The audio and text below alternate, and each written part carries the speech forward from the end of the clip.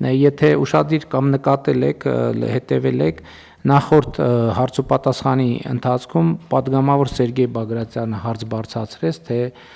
ինչի կառավարությունը չի համախմբում, թե մասնավորապես 2018 թվականից էսկոմ աջակցության ինչ ծրագրեր է արել տարբեր խմբերին ուղղված,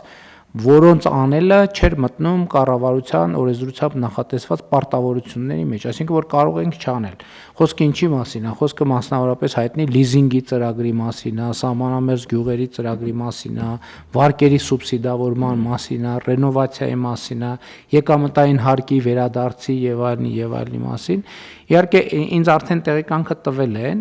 բայց ես խնդրել եմ նորից ստուգենք, որովհետեւ թիվը, որ այնտեղ կա, ճիշտն ասած, որ ես այդ թիվը տեսա, մի քիչ չհավատալու էր կամ շատ, այսինքն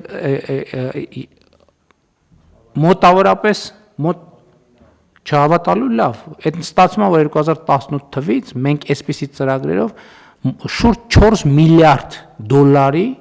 գումար ենք վերադարձրել Հայաստանի Հանրապետության քաղաքացիներին։ Ես կճշգրտենք իհարկե, նորից նայենք, վերանայենք, ասենք կարա ինչ որ շեղումներ լինի, բայց արդեն երկրորդ փուլով եմ ես այդ թիվը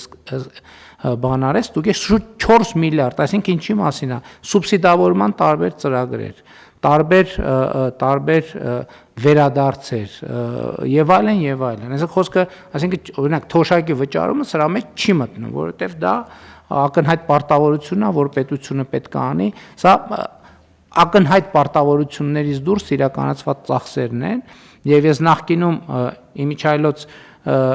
նախորդ տարվա կարծեմ կառավարության զեկույցի քննարկման ժամանակ էր կամ գուցե մի տարի առաջ ես այդ թիվը ներկայացրեցի, որ հեղափոխությունից հետո եւ հեղափոխության արդյունքում 2018 թվականի Հայաստանի Հանրապետության պետական բյուջեն 4.4 միլիարդ